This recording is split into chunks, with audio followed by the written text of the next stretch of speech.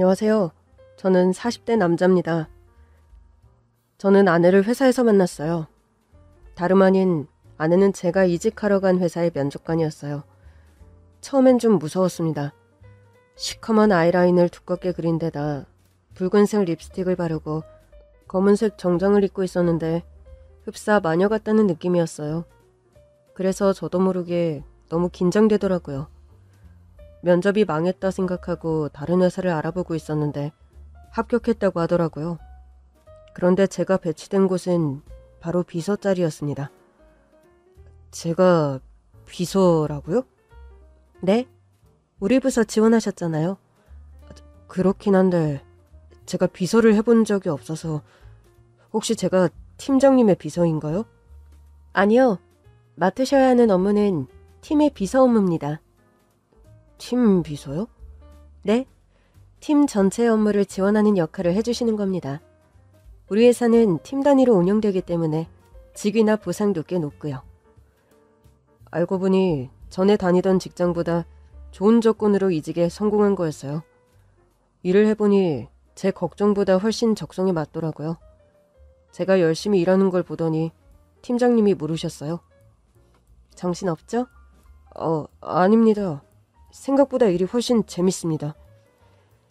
그럴 것 같았어요. 면접 때 보니까 이끌어가는 일보다 서포트하는 일을 더 잘할 것 같았거든요. 맞아요. 아, 그래서 저한테 이 자리를 주신 거군요. 아내는 통찰력 있는 사람이었고 카리스마가 넘치는 사람이었어요. 평소에는 말 한마디 걸기도 어려운 사람이어서 그저 묻는 말에만 대답하는 정도였어요. 그러던 어느 날이었습니다.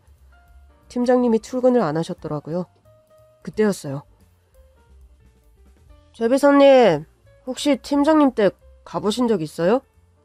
제가요? 아니요, 절대 가본 적 없죠. 아, 그래요? 그럼 제가 주소 알려드릴 테니까 팀장님께 이것 좀 가져다 주세요. 근데 팀장님은 왜 출근을 안 하신 건지. 몸이 많이 안 좋으시다고 며칠 연차 내셨어요. 네? 늘 강해 보이던 팀장님이 아프다는 말에도 놀랐지만 미혼 여성의 집에 찾아가야 한다는 사실에 더 놀랐던 것 같아요. 생각해보면 일 때문에 가는 거였는데 제가 좀 과한 반응을 했던 거죠. 어쩌면 그만큼 이미 아내가 신경 쓰였던 것도 같아요. 대리님이 전해준 팀장님의 집은 꽤 큰 평수의 아파트였어요.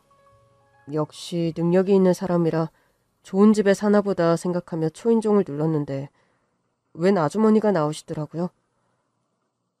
그게 팀장님을 뵈러 왔는데요. 아, 우리 딸 보러 왔어요? 들어와요. 들어가도 될까요? 그럼요. 솔직히 좀 당황했습니다. 왜냐하면 문을 열어주신 아주머니께서 상복을 입고 계셨거든요. 안으로 들어갔더니 팀장님 역시 상복을 입고 있더라고요. 어머, 비서님. 안녕하십니까. 대리님 부탁으로 왔는데요. 바로 보셔야 할 자료가 있는데 연락이 안 된다고요. 그랬어요? 연차 중이라 연락 올 일이 없을 줄 알았어요. 맞다. 맞아요. 바로 검토해야 할 서류가 하나 있었어요. 기억한다는 게 그만. 혹시 상당하신 거예요? 회사에는 안 알리려고 했는데 어쩌다 보니 발각되고 말았네요. 죄송합니다. 비서님이 죄송할 건 아니죠. 서류부터 볼까요? 팀장님이 상복을 입은 채 초췌한 얼굴로 서류를 보는데 이상하게 가슴이 뛰더라고요. 사람이 좀 달라 보였달까요? 사인을 받아서 나오는데 팀장님이 부탁했습니다. 회사에는 알리지 말아줘요. 근데 왜요? 팀장님은 팀원들 경조사에 다 참석하시잖아요. 제가 가는 건 당연한 거죠. 근데 또 밑에 있는 사람들에겐 부담이 될 수도 있잖아요. 그렇게 어쩌다 보니 저만 팀장님의 연차 이유를 알게 됐고 그 후로 묘하게 팀장님과 가까운 기분이 들었어요. 우리 둘만 아는 비밀이 생겨서 그랬을 수도 있죠. 연차 사용 후 팀장님은 전보다 더 진한 화장을 하고 돌아왔어요. 그러나 점심도 거르고 확실히 기운이 없더라고요. 사람들 앞에서는 잘 쉬고 와서 그런지 배가 안 고프다는 핑계를 댔지만 저는 그냥 웃어넘길 수가 없었습니다. 저는 사람들과 같이 나간 뒤 깜빡 잊은 일이 있다는 핑계로 무리에서 벗어났어요. 그런 뒤 죽을 사서 사무실로 돌아왔습니다. 조용히 들어갔더니 팀장님이 책상에 엎드린 채 잠이 든 것 같았어요. 저는 조심스럽게 팀장님을 깨웠습니다. 팀장님, 비서님, 왜 돌아오셨어요? 이거 같이 먹어요. 사람들 오기 전에 먹는 게 좋을 것 같아서 깨웠어요. 솔직히 거절할 수도 있다고 생각했거든요. 그런데 팀장님이 말없이 저를 따라 휴게실로 따라왔어요. 우리는 별다른 말 없이 죽을 먹었고 팀장님은 반도 먹지 못한 죽을 집에 가져가서 먹겠다고 했어요. 집에 같이 사시는 분이 어머니신 거죠? 네. 아빠가 갑자기 돌아가셨어요. 원래도 심장이 안 좋은 분이긴 했는데 갑자기 돌아가셔서 엄마도 저도 경황이 좀 없었어요. 그 와중에 연차로 팀원들은 다 속이셨잖아요. 속인 건가요? 편하게 해주고 싶어서 그랬는데 그게 왜 편할 거라고 생각하세요? 주말에 돌아가시기도 했고 편히 쉬고 있는 팀원들에게 부고 문자 가게 하고 싶지도 않았고요. 저도 신입일 때 주말에 좀 쉬려고 하면 상사 부고 문자가 온다든지 생각도 못한 선배 결혼식이 있다든지 해서 제대로 못 쉰 기억이 많거든요. 그때 깨달았어요. 이 사람이 강해 보이는 외면과 달리 내면은 굉장히 섬세하고 배려가 깊은 사람이라는 걸요. 그 후로도 한동안 저는 팀장님의 점심을 챙겼고 기운을 차린 팀장님이 팀원들 회식을 시켜주겠다면서 좋은 밥을 사주시더라고요. 그런데 어쩐지 그게 저에게 사주고 싶어서 사주는 것 같다는 느낌이 들었어요. 그래서 물어봤죠. 잘 먹었습니다, 팀장님. 다행이네요. 저한테 사주신 거 맞아요? 겸사겸사? 그럼 저한테만 사주셔도 되는 거잖아요. 제가 팀장님한테 사다 드린 죽값이 얼만데요. 그래서 엄청 비싼 거 사줬는데? 저만 사준 게 아니잖아요. 결국 며칠 뒤 우리는 밖에서 따로 만나 저녁을 먹었고 그게 우리의 첫 데이트가 됐어요. 아내는 일로는 참 강하고 싹싹한 사람이었지만 여자로서는 좀 허당 같은 구석이 많았어요. 그런 모습이 짙은 화장에 다 가려지는 것 같아서 물어본 적도 있었죠. 근데 자기는 화장법이 좀 독특한 것 같아. 아, 한국에선 좀 이상한가? 자기 혹시 유학 다녀왔어? 습관이 돼서 그런지 옅은 화장이 영 어색해. 그래서 우리의 결혼식 때 아내를 본 회사 사람들이 너무 놀라더라고요. 같은 사람 마냐면서. 연하게 화장하니까 너무 예쁘다고요. 우리의 결혼은 회사 안에서도 두고두고 회자됐어요. 상사인 아내와 부하 직원인 저의 만남이 다들 드라마 같다는 반응이었죠. 아내와 결혼 후에도 우리는 같은 회사에 다녔고 둘 다 승진했어요. 아내는 임원급이 됐고 그 와중에 잘생긴 아들까지 낳아주었습니다. 그래서 육아휴직은 제가 했습니다. 아내는 일이 늘 바쁘기도 했고 일을 통해 에너지를 얻는 사람이었거든요. 반면 저는 아들을 키우고 살림하는 게 의외로 잘 맞았어요. 장모님도 저를 보며 참 특이하다고 하셨어요. 하여튼 우리 딸이 딱 자기 짝을 만났네. 쟨 일밖에 몰라. 어릴 때도 공부하는 것 말고는 관심이 없었어. 저도 그런 아내를 만나서 좋아요. 또 제가 체력이 더 좋으니까 애들 키우고 살림해도 괜찮을 것 같아요. 고마워. 이해해줘서. 어머니, 이제는 능력 있는 사람이 일하고 더 적성에 맞는 사람이 살림하는 시대잖아요. 성별이랑 아무 상관없어요? 그래도 어린이집에 혼자 아빠가 왔다 갔다 하니까 선생님 하나가 자네를 백수 취급했다며. 그 사람한테 들으셨어요? 그래. 그래서 우리 딸이 처음으로 생각했대. 그냥 육아휴직은 자기가 해야 하나. 정말요?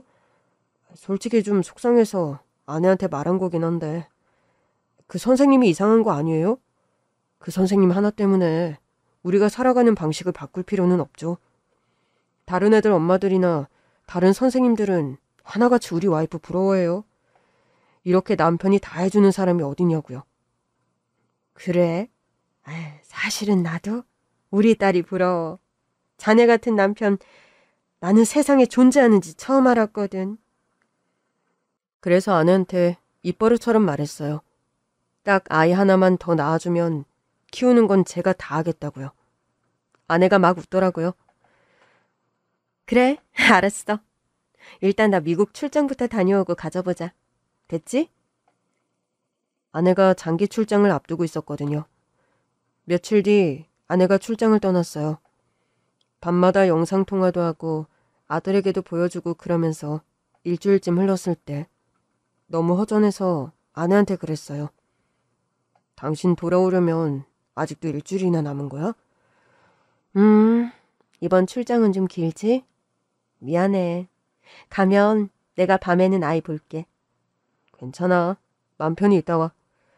그냥 내가 보고 싶어서 그래. 아이고, 그랬자요. 우리 남편이 내가 보고 싶었구나? 여보는 나 안 보고 싶어? 왜 안 보고 싶어? 보고 싶으니까 매일 전화하잖아. 사실 저랑 아내는 금슬이 참 좋았어요.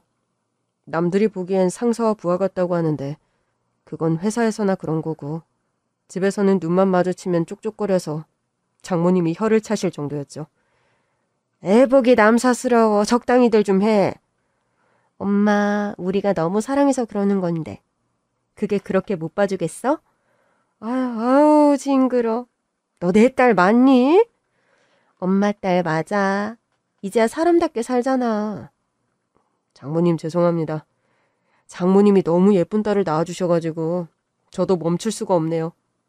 그럼 장모님께도 감사 인사를 좀 해도 될까요? 갑자기 나한테? 제가 장모님께 달려가 볼에 뽀뽀했더니 기겁을 하시더라고요. 그러나 결국 한바구음을 터뜨리신 걸 보면 기분이 나쁘신 것 같진 않았어요. 제가 아들에게도 뽀뽀도 잘하는 아빠였거든요. 출장 간 아내와 통화하다 보면 그런 얘기도 하고 그랬거든요. 그랬더니 아내가 불쑥 그러더라고요. 사실 엄마랑 나랑 지금처럼 편해진 건 다 자기 덕분이다. 응? 원래는 아니었어? 응. 아빠 돌아가시고는 전부 다 편해지긴 했지만 지금처럼 웃고 떠들고 하는 사이는 아니었어. 우리 엄마 완전 대표적인 강남 엄마였거든. 강남 엄마?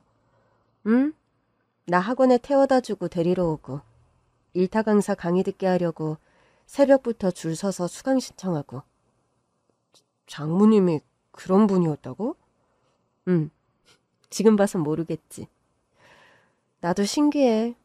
당신이 엄마 볼에 뽀뽀할 때마다 얼굴 빨개지는 것도 신기하고. 나도 신기하다. 나는 당신 덕분에 적성에 맞는 일도 찾고 삶도 찾은 것 같아.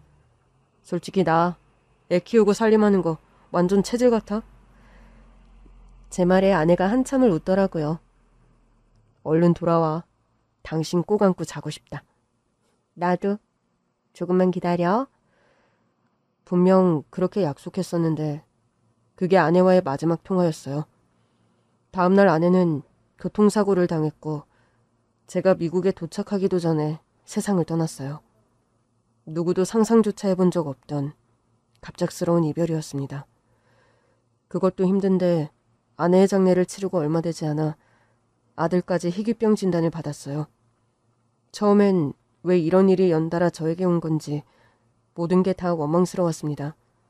분명 홀로 키우다시피 했던 아들이었는데도 내가 이 애를 살릴 수 있을까 자신이 없었어요. 온갖 병원을 다 돌아다녔지만 아들의 희귀병을 완치할 방법은 없다고 하더라고요. 결국 저는 아들을 데리고 미국으로 갔어요. 아내를 잃은 채 한국에서 살아가는 것도 버겁던 차였거든요. 그렇게 아내가 죽고 아들마저 희귀병에 걸려 도망치듯 한국을 떠나왔고 5년 후 저는 한국으로 돌아갔습니다. 귀국해 장모님을 찾아갔는데 글쎄 장모님이 거짓골로 길에서 폐지를 줍고 있는 겁니다. 장모님, 아니 자네, 누가 잘 살던 장모님을 이렇게 만들었어요? 장모님은 한동안 말을 잇지 못하셨고 조금 뒤 장모님의 입에서 나온 이름 석자를 듣는 순간 저는 너무 놀라 기절하고 말았습니다. 말도 안 돼요. 정말이야. 그래서 폐지를 줍고 있다고요? 재산도 많으셨잖아요. 그러니까 애 데리고 미국 갈 때 내 돈 좀 받아가지 그랬어. 그랬으면 아깝지라도 않지. 그 돈을 다 뺏기셨다고요? 내가 속았어. 어떡해요? 그 친구가 그 돈을 자네에게 전해주겠다고 했거든. 제가 미국에 가서 한국에 있는 가족들, 지인들과 연락을 끊고 사는 사이에 벌어진 일이었습니다. 말도 안 돼요. 그 녀석도 제 연락처를 몰랐단 말이에요. 나랑도 연락이 안 됐잖아. 그러니 내가 확인할 방법이 있나. 그래서 그 녀석 말을 다 믿으셨다고요? 나한테 와서는 형이 치료비가 부족하다고 연락이 왔다. 근데 형수도 없는 마당에 장모님께 연락할 염치가 없다고 하더라. 그러는데 어찌나 속이 상하던지. 장모님의 재산을 훔쳐간 녀석은 바로 제 동생이었습니다. 그 녀석 한국에 있을 때도 저랑 연 끊고 살았던 건 아시잖아요. 그래도 낯선 땅에 가서는 동생이랑은 연락하나 보다 했지. 그래도 핏줄이니까. 어머니, 그 녀석 모르세요? 도박에 술에 온갖 나쁜 것들 다 하고 다녀서 집에서도 버린 녀석인 거 아시잖아요. 나야 자세한 내막까지는 몰랐지. 어머니도 참. 설마 진짜 전 재산을 다 주신 건 아니죠? 왜 아니겠어. 우리 손자 살린다는데 다 줬지. 네? 저는 생각지도 못한 상황에 당황했고 일단 장모님을 모시고 우리 집으로 갔습니다. 손자를 만난 장모님은 눈물을 쏟으셨어요. 아이고, 아유 내 새끼. 할머니, 보고 싶었어. 나도 보고 싶었어. 얼마나 보고 싶었는지 몰라. 제가 죄송해요. 마음 약해지기 싫어서 장모님께도 연락 안 드리고 지냈던 건데 이런 일이 생길 줄은 꿈에도 몰랐어요. 우리가 돈이 왜 없겠어요. 그동안 아내랑 저랑 열심히 모은 돈도 있었고 애 치료비는 충분히 있었어요. 그래, 미국 갈 때도 그래서 돈 안 받아가겠다고 했었지. 나도 알아. 그냥 해주신다는 돈 받을 걸 그랬네요. 연락도 없으니 걱정 많으셨죠? 애 고칠 때까지 독하게 마음먹고 연락 안 하겠다고 하고 간 건 아는데 나는 궁금하고 걱정되고 그랬지. 그냥 연락 드릴 걸 그랬어요. 그랬으면 이런 일이 없었을 텐데. 내가 잘못한 거야. 내가 우리 애 걱정에 정신이 어떻게 됐던 것 같아. 그 녀석 지금은 연락 안 되죠? 내가 마지막으로 집까지 팔아주니까 딱 연락 끊더라고. 그때는 아셨어요? 뭔가 잘못됐다는 거? 느낌으로 알았지. 원래 같으면 내가 언제 연락해도 받아서는 애 치료 잘 되고 있다, 형도 잘 지낸다, 안부를 전해줬었거든. 근데 내가 집 한 돈이라고 입금해주자마자 연락이 뚝 끊기더라고. 그럼 그때라도 절 찾으셨어야죠. 자네한테 알리면 뭐해. 애 고치느라 가뜩이나 정신도 없을 텐데 내가 침만 댔겠지. 그렇다고 길에서 폐지를 줍고 계세요? 먹고 살아야 하니까. 어떻게 집까지. 애 치료가 생각보다 차도가 없다고 하더라고. 그래서 더 좋은 치료 받으려면 돈이 많이 든다고 형이 걱정이 많다는 거야. 그래서 내가 그랬지. 내가 돈을 해줄 테니 형한테는 내가 해줬다고 하지 말고 줘라. 그랬더니 처음에는 형이 싫어할 거라고 안 받는 척을 하더니 결국 받아가더라고. 그게 시작이었어. 그 다음에도 치료가 잘 안 됐다고 했어요? 이번에도 잘 안 돼서 형이 절망하고 있다고. 그래서 내가 더 좋은 치료법이 없냐 물으니까 사실 있는데 돈이 너무 많이 들어서 형이 포기하려고 한다는 거야. 그래서 내가 포기하면 절대 안 된다. 내가 건물이 하나 있는데 그거 팔아서 주겠다고 했지. 그러니까 처음에는 어머님이 가지고 있던 예금을 줬고 그 다음에 건물을 팔아서 주셨다고요? 그 다음이 집이었고. 그 자식이 진짜 어떻게 이런 일을 벌일 수가 있죠? 이미 많은 돈이었을 텐데. 그럼 그때도 치료에 실패했다고 했어요? 아니, 그때는 치료가 꽤 잘 됐다고 하더라고. 근데 후속 치료가 더 필요하다고. 그래서 돈이 또 필요하다길래 사는 집 팔아서 주겠다고 했지. 그걸 그냥 받던가요? 급하니까 얼른 해달라고 하더라고. 저는 속이 뒤집힐 것 같았습니다. 일단 어머니는 저랑 같이 지내요. 폐지 그만 주우시고요. 폐지 주어야지. 자네도 아직 일자리도 없을 텐데. 저 계속 프리랜서로 일하고 있었어요. 회사에 사정 말하고 사직서 제출하려고 했는데 위에서 아내 일도 그렇고 일 안 하고 어떻게 아들 치료하냐면서 프리랜서로 할 수 있는 일이라도 해보겠냐고 제안을 주셨거든요. 어머나, 아유 감사하기도 해라. 그랬어? 네. 미국에 간 뒤에 받은 연락이라 어머니께는 이제야 말씀드리네요. 정말 죄송해요. 괜찮아. 나는 자네랑 우리 손자가 잘 지냈다는 것만으로도 충분해. 저는 안 괜찮아요. 어머니가 폐지 죽고 다니셨다는 걸 생각만 하면 하늘에서 안 해도 통곡할 거예요. 사실 나는 자네 보기 전까지도 약간의 희망을 품고 있었어. 자네 동생이 어쩌면 형한테 그 돈을 줬을지도 모른다고. 근데 정신이 없어서 나한테 연락을 못할 수도 있다 생각했거든. 저도 그게 사실이었다면 더 좋았을 거예요. 그 녀석 저한테 한 번도 연락한 적이 없어요. 한국에서 안 했던 연락을 갑자기 할 리가 없잖아요. 제가 애 데리고 미국 간 건 또 어떻게 한 건지.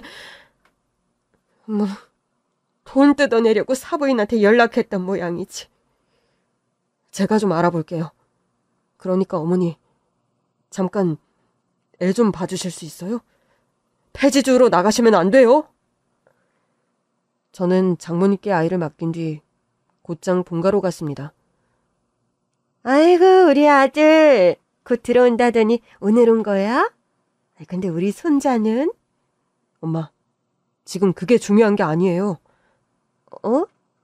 그게 무슨 소리야? 아빠는요?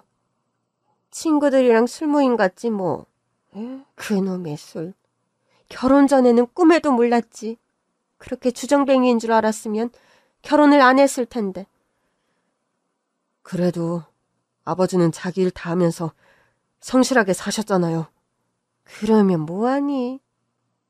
그 버릇을 네 동생이 쏙 빼닮았으니. 엄마, 그 녀석이랑 연락되세요? 어? 아니, 연락은 무슨... 진짜 안 되는 거 맞아요? 최근에 엄마 찾아온 적 없어요? 아유, 없어. 찾아오긴 무슨. 그 녀석이 우리 집에 팔 어떻게 들여? 너도 알잖아. 걔가 우리 집 문서 들고 도망갔다가 잡혔던 거. 그날 이후로 아버지가 호적에서 판다는 거 겨우 말리고 영 끊고 사는 걸로 마무리 지었잖아. 진짜 연락 안 된다고요? 당연하지. 연락했다가는 네 아버지한테 쫓겨나. 그럼 걔가 저 미국 간 건 어떻게 알고 있어요? 순간 엄마가 당황하시는 게 느껴졌습니다. 그걸 아는 걸 어떻게 알았어? 엄마, 솔직하게 말씀해 주세요. 지금 숨기실 때가 아니에요. 왜? 걔가 또 사고 쳤어? 솔직하게 말해주세요. 걔 엄마랑 연락되는 거 맞죠? 된다기보단 가끔 연락이 와. 한참 전에 돈 좀 달라고 왔는데 내가 돈이 어딨어. 전에 몰래 한번 줬다가 지금은 네 아빠한테 문자 가는 카드밖에 못 쓰거든. 전에 주셨다고요? 아, 그럼 어떡해. 울고불고 너무 힘들다고 난린데. 엄마가 그렇게 봐주시니까 애가 계속 그렇게 살잖아요. 무슨 일인데? 뭐, 큰 사고는 아니지? 대형 로펌에 의뢰해서 그 자식 제대로 처벌할 거예요. 어머, 얘 그래도 동생한테 그러면 안 되지. 걔 감옥에서 나온 지 얼마 안 됐다고. 동생은 이미 사기로 감옥에 다녀온 전적이 있었어요. 솔직히 말씀해 주세요. 엄마가 알려주신 거죠? 연락 와서는 돈 달라고 하길래 지금 네 형은 형수까지 잃고 아들 살리겠다고 미국에서 고군분투하고 있다. 너는 언제 철들래? 그렇게 얘기한 게 다야. 그러고 나서 걔가 누굴 찾아갔는지 아세요? 누구? 아니, 우리 장모님은 어떻게 알고 연락을 한 건지. 사부인을 찾아갔다고? 네. 아니, 그 녀석이 사부인을 왜... 설마 돈 달라고? 네. 말도 안 돼. 사부인이 바보가 아니고서야 네 동생한테 돈을 왜 줘? 주셨더라고요. 아니, 왜? 그 녀석이 장모님한테 연락해서 우리 아들 치료비가 부족해서 형이 애를 먹고 있다고 했대요. 뭐? 장모님은 그 말을 믿고 돈을 해주셨고요. 아유, 설마 네 장모님이 그렇게 순진하다고? 하긴 부잣집 딸내미로 태어나서 내내 잘 살기만 했으니. 그래서 그게 우리 장모님 잘못이라고요? 아니, 정말 돈을 주셨다면 그건 네 장모님 탓도 있는 거 아니니? 아, 왜 사실 확인도 없이 그 사기꾼 같은 녀석 말을 듣느냔 말이야. 사기꾼 같은 녀석이 아니라 그냥 사기꾼이죠. 그래도 네 동생인데 그건 좀 심하잖아. 뭐가 심해요? 그 자식이 우리 장모님 전 재산을 들고 날랐다고요. 뭐? 엄마는 눈이 튀어나올 듯 놀라셨고 저는 한숨만 나왔습니다. 그러니까 그 녀석한테 최근에 연락 온 번호 알려주세요. 공중전화번호 같던데. 그거라도 알려주시고 혹시 또 연락 오거든 유인 좀 해주세요. 유인? 어떻게? 이렇게요. 저는 엄마한테 방법을 알려드린 뒤 집으로 돌아왔습니다.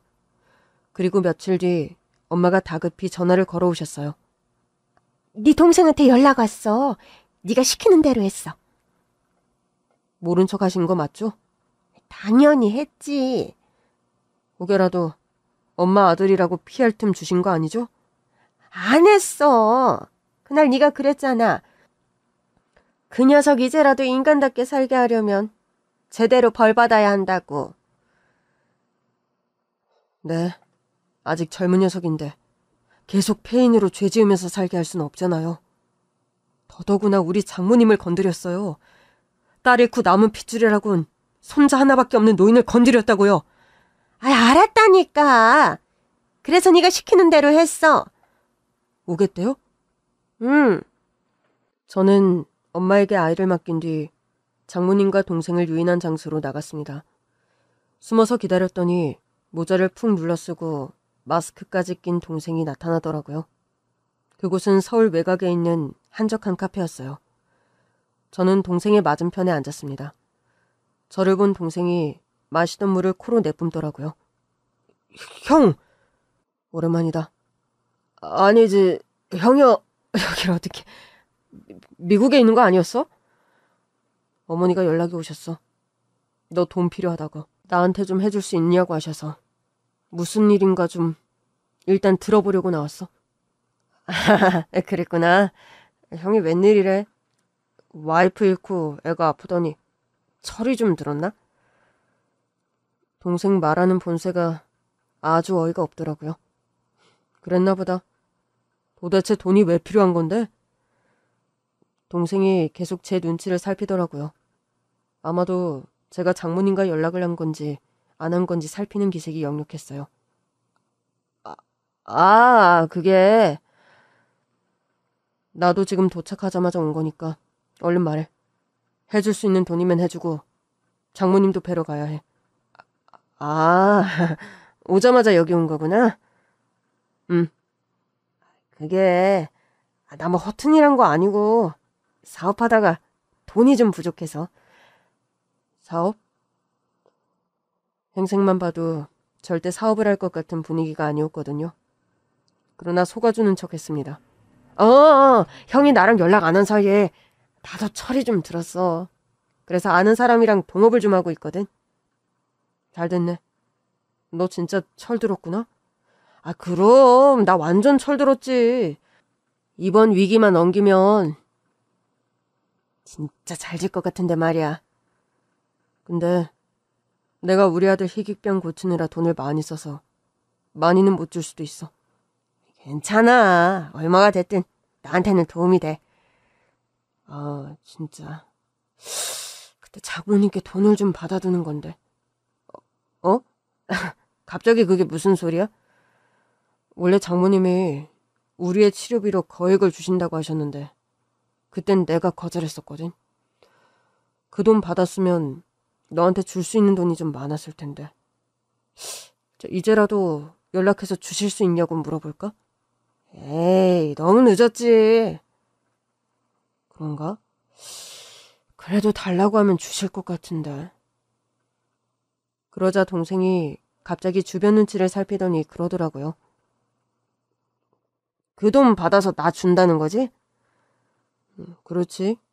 네가 이제야 정신 차리고 사업한다는데 형이 해줄 수 있는 건 다 해줘야지. 하긴 형은 내가 정신 차리고 잘 살기를 누구보다 바랐으니까. 그럼 안 되겠다. 장모님께 연락해봐야겠다. 그러자 동생이 다급히 저를 막더라고요. 형! 그 돈 내가 받아서 이미 썼어. 그게 무슨 소리야? 아니, 사업 시작할 때 돈이 너무 부족해서 거짓말을 좀 했어. 형 미국 갔을 때. 뭐라고? 조카 치료비가 부족하다고. 뭐야? 그런 줄도 모르고 연락드릴 뻔했네. 그럼 그 돈으로 사업을 시작한 거야? 뭐 그렇지. 뭐 그런 거지. 동생의 대답이 석연찮더라고요. 그러나 제가 아무렇지 않게 대꾸하자 동생은 점차 더 술술 자신이 한 일을 불기 시작했습니다. 근데 형 장모 진짜 순진하더라.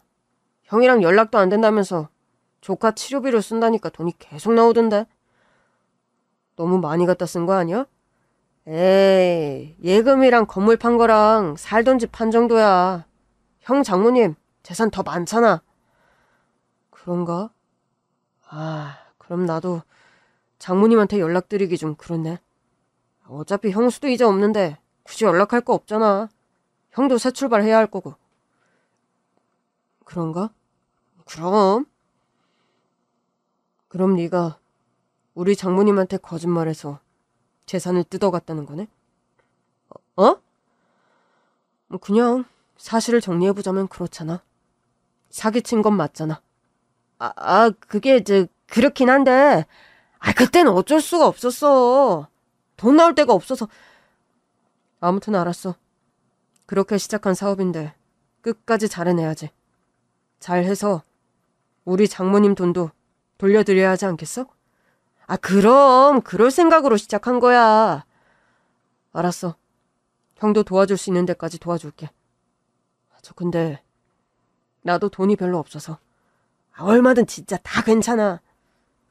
1,000 정도면 될까? 진짜? 그 정도 줄 수 있어? 그 정도는 줄 수 있지. 계좌 불러봐. 이참에 서로 휴대폰 번호도 알고 지내자. 앞으로도 또 급한 일 생길 수도 있잖아. 잠깐만.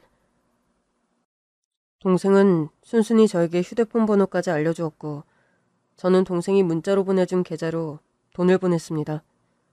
은행 앱에 알림이 온 건지 동생이 바로 확인하더라고요. 형, 고마워. 그러나 계좌를 확인한 동생의 표정이 딱딱하게 굳었어요.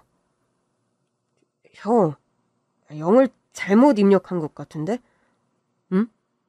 그게 무슨 소리야? 뒤에 0을 더 붙여야 할 것 같아. 나 제대로 보냈는데? 내가 1,000 보낸다고 하지 않았어? 그래서 1,000원이 왔어. 응, 맞아. 나 1,000 보냈어. 아니, 장난치지 말고 1,000만 원이면 뒤에 0이 4개는 더 붙어야지. 혹시 돈이 없어서 그래? 그럼 난 100만 원도 괜찮아. 무슨 소리야? 난 제대로 넣었어. 내가 너한테 1,000원을 준 것도 감사히 여겨야지. 뭐라고? 네가 우리 장모님한테 뜯어간 돈이 얼만데? 대체 뭘 바란 거야? 형, 1,000원도 아까워. 그것도 겨우 준 거야. 뭐?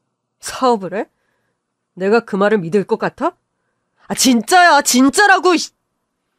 그럼 사업자 등록증 있어? 아니, 그건... 이게 동업이어가지고... 대체 언제까지 이렇게 살래? 네 인생을 스스로 망치는 것도 모자라 남의 인생까지 갉아먹고 있잖아. 진짜 어이가 없네. 형이 뭔데 나한테 잔소리야. 나한테 뭐 해준 게 있다고. 네가 우리 장모님한테 뜯어간 돈도 나한테 뜯어간 거나 다름없는 거야. 웃기지 마. 그게 왜 형 돈이야. 이제 형수도 없겠다. 남남이 노인네잖아. 남남? 장모님도 내 부모님이야. 우리 아들 외할머니고. 희귀병 걸려서 다 죽어간다는 형 아들. 그래서 아들은 살려왔어? 네 입에 내 아들은 올리지도 마. 그 돈 어떻게 했어? 형 장모 돈 말하는 거야? 다 썼다고 했잖아. 내가 돈 벌라고 다 썼어. 그래서 진짜 사업을 했다고? 사업이나 다름없지. 나 자신에게 투자하는 게 곧 사업이지. 너 또 노름했지? 나한테는 그게 투자고 미래야. 그래서 노름해서 그 많은 돈을 다 날려먹었어? 설마 아니지? 그 돈이면 정말 사업을 시작할 수도 있고 그냥 평생 놀고 먹을 수도 있잖아. 형이 그러니까 안 되는 거야. 돈을 왜 묵혀? 돈은 굴려야 불어나는 거지. 그래서 그 돈을 불린 결과가 이거라고? 형은 늘 날 무시했어. 내가? 그래, 늘 나를 모자란 놈 취급하잖아. 그래서 네가 이렇게 됐다는 거야? 왜 갑자기 말이 거기로 튀어? 형은 모범생이라고. 엄마도 아버지도 형만 좋아했지. 결국 나만 집에서 쫓아냈잖아. 오죽했으면 그랬을까. 너 어렸을 때부터 엄마 지갑에 손댔잖아. 툭하면 친구들 물건 훔쳐오고 나중에는 우리 가족이 살던 집문서까지 훔쳐서 도망가려고 했잖아. 그래도 가족이면 용서해줘야지. 네가 반성했다면 용서해 주셨겠지. 너 그때 아버지한테 잡혀와서 뭐라고 했어? 집이라곤 돈도 없어서 가진 재산이 집밖에 없냐? 가난에 빠져서는 자식한테 집도 못 해주냐? 했어, 안 했어? 그래, 했다. 다 맞는 말이잖아. 우리 집은 평범했어. 우리 다 풍족하진 않아도 먹고 사는데 문제없는 집이었다고. 아버지는 평생 우리 위해 성실하게 일하셨는데 뭐가 문제야? 우리 집은 나를 닮게 너무 작아. 뭐? 나의 원대한 뜻을 담게 너무 작다고. 두고 봐. 내가 나중에 대박내서 떵떵거리고 살 때 나한테 한 푼만 달라고 조르지나 마. 지가 대박날 기회가 온다고? 이것 봐. 형은 내가 절대 대박날 일은 없다고 생각하지? 아무래도 희박하지. 넌 헛된 꿈만 꾸니까. 헛된 꿈이라고 했던 사람들 다 두고 보라고. 내가 얼마나 잘 되는지. 아무튼 나 갈게. 시간만 버렸네. 돈 주는 줄 알고 나왔잖아. 동생이 너무나 뻔뻔하게도 그냥 가려고 하더라고요. 그때였습니다. 숨어서 잠복 중이던 형사들이 사방에서 튀어나왔어요. 저 그냥 가시는 건 안 되고 저희랑 같이 서로 가시죠. 뭐야, 형 미쳤어? 지금 나 신고한 거야, 씨. 그때였어요. 형사들 사이에서 장모님이 맥이 탁 풀린 얼굴로 느릿느릿 걸어 나오셨습니다. 사돈 총각. 사돈 어른. 오랜만이네요. 예. 동생이 장모님과 눈을 못 맞추더라고요. 왜 그랬어요? 예? 사돈 총각이 훔쳐간 돈. 내 전 재산이었어. 사돈 어르신 돈 더 많잖아요. 거짓말하지 마세요. 지금 저 잡아 넘기려고 이러시는 거죠? 형사님들, 저분 재산 조사해봐요. 분명 돈 더 많다니까요. 재산을 조사해봐야 하는 건 저분이 아니라 당신이죠. 내가 돈이 어딨다고 재산을 조사해요. 돈이 없으면 안 될 것 같은데 그 많은 돈을 사기로 훔쳐가 놓고 한 푼도 없다고요? 그 돈이 있었으면 내가 여길 나오질 않았죠. 장모님은 여전히 믿기지 않는 눈치셨어요. 사돈 총각, 사실대로 말해줘요. 아니죠? 내 돈 어디 숨겨둔 거죠? 아이씨, 진짜 뭐라는 거야, 이씨. 내가 돈이 있었으면 왜 다시 여길 기어왔겠어요, 이씨.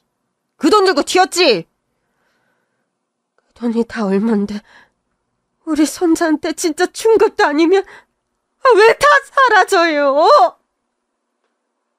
형이랑 하는 얘기 다 들었을 거 아니에요, 이씨. 믿기지가 않아서 그래요. 어떻게 그럴 수가 있어요? 내 손자 살린다는 거짓말로 내 전 재산 다 가져가 놓고 그 돈을 그렇게 헛헛하게 쓴다고. 아이, 진짜 왜 이러세요? 그럼 애초에 안 줬으면 됐잖아요. 뭐라고? 준 사람이 잘못이지 훔친 사람이 잘못이에요? 듣던 형사가 진짜 어이가 없었는지 웃음을 다 터뜨리더라고요. 진짜 형사 생활하면서 별의별 인간 다 봤지만 무슨 이런 말 같지도 않은 소리를. 이봐요. 손자 희귀병 고치는 줄 알고 전 재산을 준 외할머니가 잘못이겠어요? 그 마음을 이용해서 전 재산 다 훔쳐가 놓고 노름으로 날린 사람이 잘못이겠어요? 길 가는 사람 다 자꾸 물어볼까요? 그제야 동생은 입을 다물었습니다. 형사님, 처벌 확실하게 해주세요. 우리 선처 없습니다. 그때였어요. 엄마가 급히 뛰어들어오시더라고요. 엄마! 우리 둘째 아들, 왜 이렇게 말랐어? 어? 엄마는 안쓰럽다는 듯 동생의 얼굴을 쓰다듬으며 말했습니다. 큰아들, 그래도 동생인데 선처는 해줘야 하지 않을까? 엄마, 또 왜 이러세요? 잡을 수 있게는 해줬잖아. 그래도 선처는 해줘야. 그때였어요. 동생이 엄마를 내동댕이 쳤습니다. 뭐야, 엄마랑 형이랑 한패였어? 맞다. 다 엄마한테 연락했었지? 아유, 머리야. 엄마도 다 필요 없어. 내가 잘 되기만 하면 아주 다들 내 앞에서 무릎 꿇고 빌 준비나 해. 형사들은 어이가 없다는 듯 동생을 끌고 나갔고 장모님이 엄마를 일으켜 주셨어요. 사부인, 속상하시죠? 죄송해요, 사부인. 저는 정말 몰랐어요. 이 빚을 어떻게 갚아야 할까요? 아닙니다. 제가 어리석었어요. 제가 가진 거라도 처분해서 조금이라도 갚을게요. 그러니까 혹시 선처는 안 될까요? 저는 결국 엄마와 장모님 사이를 가로막아야 했습니다. 엄마, 일단 집으로 가세요. 아들, 그래도 네 동생이잖아. 엄마, 쟤 봤잖아요. 자기 뜻대로 안 해준다고 엄마도 집어 던지는 거. 저는 겨우 엄마를 돌려보냈고 장모님을 모시고 집으로 돌아왔어요. 그런데 다음날 아버지한테 전화가 온 겁니다. 에, 네 엄마 허리가 왜 저렇게 된 거냐? 예? 아니, 어젯밤에 나갔다가 삐끗했다는데 너 만나러 간다고 나갔었단 말이야. 엄마 많이 안 좋으세요? 많이 안 좋다 뿐이야? 지금 병원이야? 저는 일단 병원으로 갔습니다. 아버지가 수심이 가득한 얼굴로 저를 보셨어요. 엄마는요? 디스크가 터졌대. 지금 수술받고 있어. 그 정도예요? 무슨 사고라도 있었던 거야? 의사 말이 강한 충격으로 넘어지면서 생긴 것 같다는데 네 엄마가 말을 안 하는 게 이상해서 그래. 아무래도 엄마가 동생이를 아버지한테 아예 말을 안 하신 것 같더라고요. 결국 사실대로 말씀드렸어요. 이게 다 무슨 소리야? 그 자식이 사부인 전 재산을 털어갔다고? 그래서 어제 다 같이 한자리에 있었던 거예요. 이게 무슨... 그래서 그 자식은... 재판 넘겨질 거예요. 아버지는 심각한 얼굴로 고개를 저으셨어요. 다 내 잘못이야. 아버지가 뭘 잘못하셨다고 그러세요? 내가 술 먹는 걸 보고 내가 술을 마시기 시작한 거야. 그러다 나쁜 길로 빠진 거지. 술 먹는다고 나쁜 길로 빠지는 거 아니잖아요.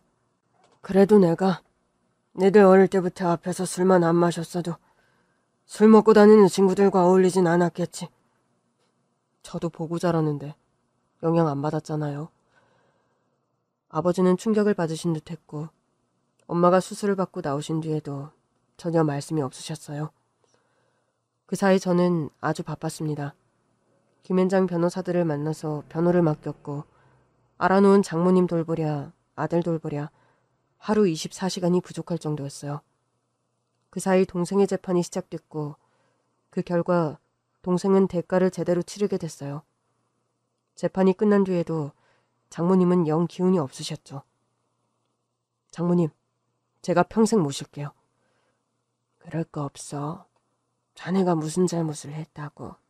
장모님도 제 부모님이세요. 당연히 모셔야죠. 그때였습니다. 사부인, 오랜만에 뵙습니다. 아버지가 나타나신 겁니다. 아버지, 재판 다 보셨어요? 봤지. 오실 줄 몰랐어요. 엄마는요? 네 엄마는 볼 자신이 없다더라. 아버지 표정이 너무 어둡더라고요. 속상하시죠? 죄송하지, 사부인께. 그러면서 아빠가 가방에서 봉투를 꺼내 장모님께 내미셨어요. 사돈, 이게 뭡니까? 제가 갖고 있던 예금이랑 재산 처분한 돈입니다. 사부인께서 제 둘째 놈한테 뺏기신 재산에 비할 바도 안 되겠지만 부디 받아주십시오. 아유 무슨 말씀이세요? 아닙니다. 제가 이 돈을 왜 받아요? 저 녀석은 저 녀석 벌 받는 거고 저는 부모로서 책임을 지고 싶어서 그럽니다. 정말 죄송합니다. 차마 아내랑 사는 집까지는 못 팔았어요. 이러지 마세요. 가족끼리 왜 이러세요? 가족은요 무슨. 제 둘째 놈이 한 일을 생각하면 지금도 밤에 잠이 안 옵니다. 이렇게라도 안 하면 평생 발을 못 뻗고 잘 것 같아서 그렇습니다. 아니죠. 평생 발 안 뻗고 잘 겁니다. 앞으로 버는 대로 더 갚겠습니다. 세상에. 이렇게 훌륭한 아버지 밑에서 어쩌다 둘째가 그렇게 컸을까요? 우리 사위는 아버지 닮아서 성실하게 잘 큰 것 같아요. 제가 면목이 없습니다. 이런 일이 있었는지 전혀 몰랐어요. 진즉에 알았다면 적어도 폐지 주우실 일은 없었을 텐데. 아니 그냥 제가 그 녀석한테 돈을 줄 걸 그랬습니다. 사부인께 이런 사고까지 칠 거라곤 생각도 못했습니다. 장모님은 아버지가 주신 봉투를 다시 돌려주셨어요. 평생 버신 돈인데 제가 어떻게 받겠어요? 받아주십시오. 그래야 제가 조금이나마 마음의 짐을 덜 것 같아서 그렇습니다. 저 괜찮아요.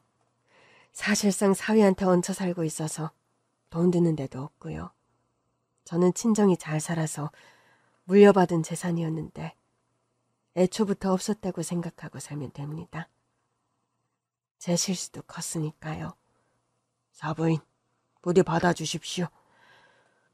그러나 장모님은 끝까지 그 돈을 받지 않으셨어요.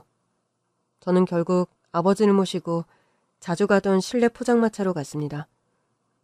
아버지, 오늘 여러모로 힘드실 것 같아요. 왜 돈을 안 받으실까? 나는 그냥 드리고 싶은데. 우리 장모님 끝까지 안 받으실 거예요. 그나마 다행인 건 지금 참 잘 지내신다는 거고요.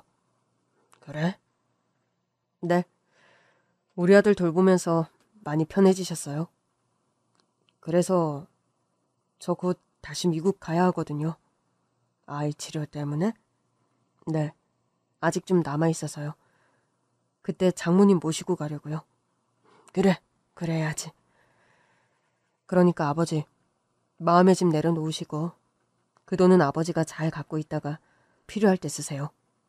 장모님은 제가 잘 돌볼게요. 그럼 네가 받을래? 네가 갖고 있다가 필요 안 됐어. 엄마 아빠 쓰세요. 제가 잘 챙겨드리지도 못하는데 제가 드린 돈이다 생각하고 쓰세요. 마음이 너무 무겁구나. 도대체 네 동생은 어떻게 해야 하는 거냐? 아버지, 그러면서 은근슬쩍 제 동생이라고 하시는데 걔를 낳은 건 어머니랑 아버지예요. 아유, 투야. 면회 가실 거예요? 면회? 면회 같은 소리 한다. 그 자식 내 평생에 다시는 안 볼 거야. 근데 아버지, 혼내더라도 품 안에 넣고 혼내는 건 어떨까요? 그게 무슨 소리야? 잘못 다 치르고 오랜 시간 걸려 나오겠지만 그때도 갈 데가 없고 품어주는 곳이 없다면 결과는 똑같을 거예요. 아버지가 부모잖아요. 나오면 무슨 일이라도 시켜서 사람 만들어주시면 안 돼요? 외면만 하지 마시고요. 그 녀석 일하게 해야죠. 그래야 제 손으로 장모님 돈도 갚죠.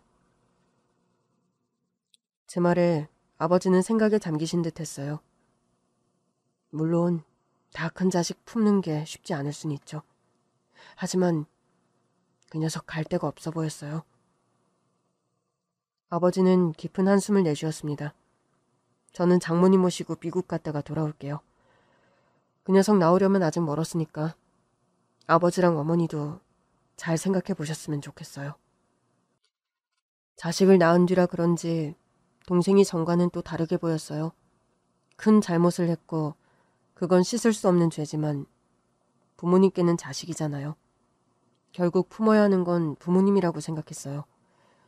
물론 품어줄지는 모르겠지만 그래도 책임감을 느껴달라고 부탁드렸어요. 사실 동생이 집문서를 가지고 도망간 게 고등학교 다닐 때의 일이었고 그때 이후로 집 밖에서 살았거든요.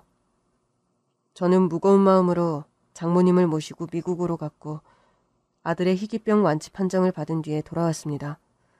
그 사이 장모님도 많이 밝아지셨어요. 손자가 완치되니 세상에 바랄 게 없다면서 지난 아픔은 많이 잊으신 것 같더라고요. 그러면서 제안하셨어요. 동생, 면회 한번 가보지 그래? 그래도 사람이 고픈 사람 같던데. 어머니, 그 녀석은 부모님께 맡길래요. 그리고 좀 변했다 싶으면 다시 데리고 와서 어머니께 제대로 사과드리게 할게요. 이래서 돈도 갚으라고 할 거고요. 그래, 그렇게 계속 기회를 줘. 감사합니다. 저라면 어머니처럼 생각 못했을 거예요. 그런 자식이라도 살아있잖아. 살아있으면 포기하지 말고 뭐라도 해봐야지. 딸 잃은 장모님의 절절한 심정이 느껴지더라고요. 덩달아 저도 아내 생각이 나서 참 울컥했던 기억이 있습니다.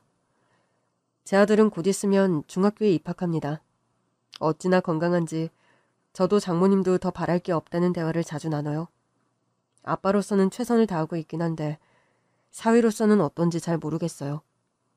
사실상 저 대신 아들 키워주시느라 고생하시는 장모님께는 늘 부족한 사위인 것 같아 늘 죄송하더라고요. 이번 주말에는 아들이랑 장모님 모시고 나가서 좋아하시는 돼지갈비 좀 듬뿍 사드려야겠습니다.